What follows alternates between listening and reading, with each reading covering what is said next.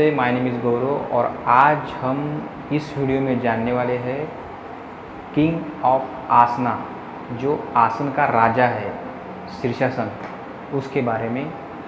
इसको करने की सही विधि, वो भी स्टेप बाय स्टेप, इसे कैसे करना है। देन उसके बाद उसमें क्या सावधानियाँ बरतनी ज़रूरी है और उसके क्या लाभ है, ये तो हम वीडियो के अंत में जानेंगे। लेकिन इसे करने से पहले जो लोग इसे शुरू में करते हैं तो उन लोगों को कुछ एक्सरसाइज करना बहुत ज़रूरी है, जैसे कि नेक की एक्सरसाइज, जैसे कि आपको पता है, शोल्डर की, फिर ब्लैंक पोस्ट, फिर उसके बाद चाइल्ड पोस्ट। चाइल्ड पोस्ट करना बहुत ज़रूरी है। जो बिगिनर है तो उनका रक्त संचार सर की ओर होना ज़रूरी होता है, या इसीलिए चाइल्ड पोस्ट करना बहुत ज़रूरी है। ठीक है, अब इसे हम शुरू करते हैं। Let us start now. बहुत end up, interlock your finger, look up, ऊपर की ओर देखना है, फिर come back and relax, look down, then again inhale, बहुत end up, interlock your finger and full up, look up, come back. ऐसे आपको 4 बार करना है, ठीक है, 4 या 5 बार कर सकते हैं। देन उसके बाद नेक की प्रैक्टिस, जैसे कि आपको पता है, up down, up down, then die और बाय, 1 2, इसे 4-5 बार कर सकते हैं। उसके बाद आपको शोल्डर की प्रैक्टिस करना है। दोनों हाथों को बेंड करना है, अपने शोल्डर पर रखना है, घुमाना है, फिर डाई से अपोजिट साइड। ऐसे आपको 4-5-6 बार करना है, ठीक है। देन उसके बाद हमें ब्लैंक पोस्ट और चाइल्ड पोस्ट की प्रैक्टिस करना है।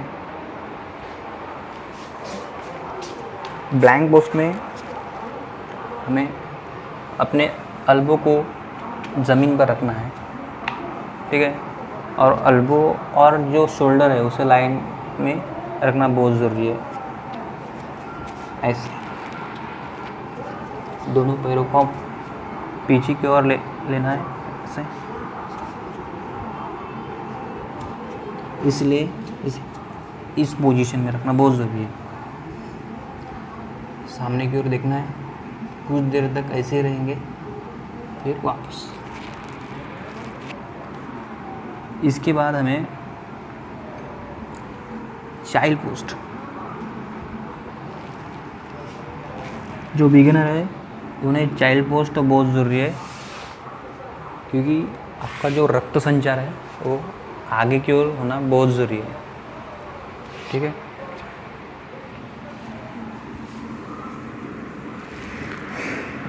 इस तरह या इस तरह भी कर सकते हैं आप, ओके। कुछ देर तक आपको ऐसे रहना है। सो अभी हमें शीर्षासन करना है, तो शीर्षासन करने से पहले हमें इंटरलॉक योर फिंगर और ट्रैक एंगल बनाना है, इस तरह ऐसे ज़मीन पर रखना है, और जो अपना हेड है ज़मीन पे रखते वक्त ना कि बहुत ज़्यादा आगे और ना कि बहुत ज़्यादा पीछे की ओर रखना है, बिल्कुल सेंटर में ही रखना है, ताकि आपका जो बॉडी बैलेंस है वो बना रहे, ठीक है। अगर आप सेंटर में नहीं रहेंगे तो आपकी नेक की पेन होने के चांसेस बहुत ज़्यादा हो जाएंगे, ठीक है। सो हमें सेंटर में रखना बहुत ज़रूरी है, ठीक है। इस तरह अपने दोनों हाथों को इंटरलॉक करना है और उसे इस तरह से रखना है, बिल्कुल दीवार से सटे हुए रखना है।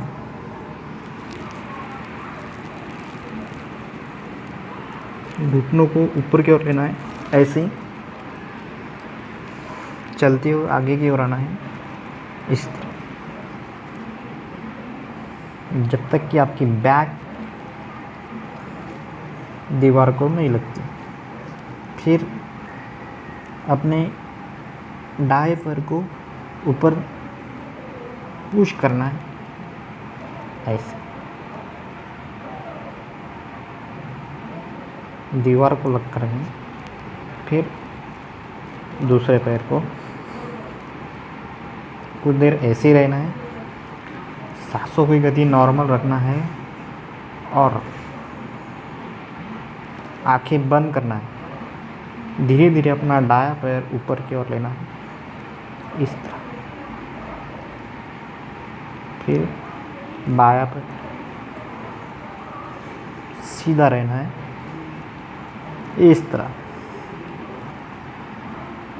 धीरे धीरे दीवार का सहारा लेना छोड़ना है, ऐसे ट्राई करना है, ऐसे, ठीक है।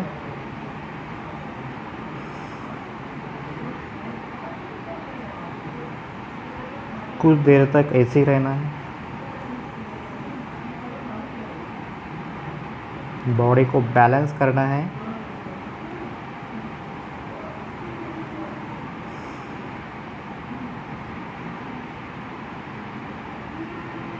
अपने हाथों को भी बैलेंस करना है।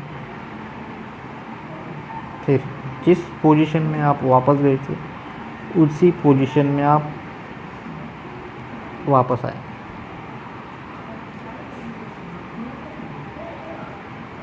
धीरे से दायां पैर नीचे, फिर बायां,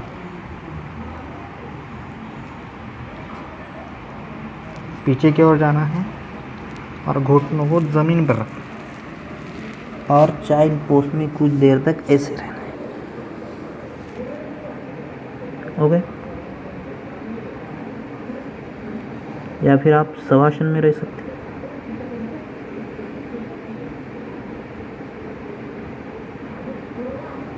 ओके, ऐसा कुछ देर तक आपको शवासन में रहना है या फिर चाइल्ड पोज में रहना बहुत ज़रूरी है। देन उसके बाद हम बिना दीवार का सहारा लेके भी कर सकते हैं। सबसे पहले हमें इंटरलॉक फिंगर करना है, इस तरह रेक्टेंगल बनाना है दोनों हाथों का और इसे ज़मीन पर रखना है।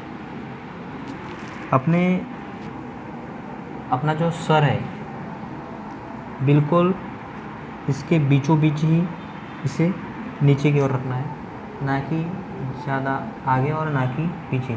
अगर हम इसे सेंटर में रखेंगे तो अपना बॉडी बैलेंस जो है बहुत ही अच्छा बना रहेगा। इस तरह हाथों से अपने पूरे बॉडी को बैलेंस करना है, ठीक है। अपने घुटनों को ऊपर की ओर उठाना है,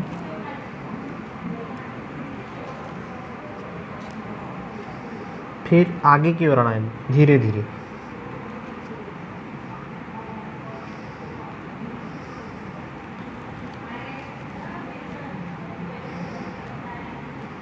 दोनों पैरों को पुशअप करना है, इस तरह।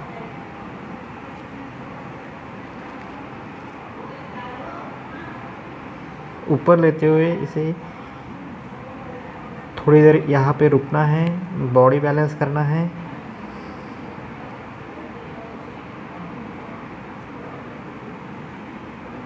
फिर दोनों पैरों को धीरे धीरे ऊपर लेना है।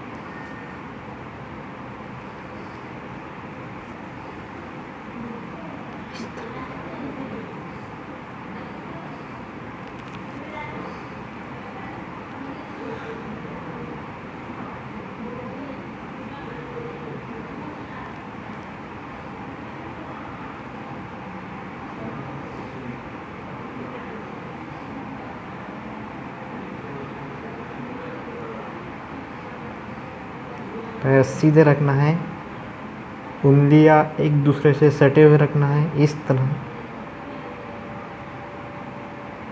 कुछ देर रुकने के बाद जिस पोजीशन में आप गए थे उसी पोजीशन में आपको नीचे आना।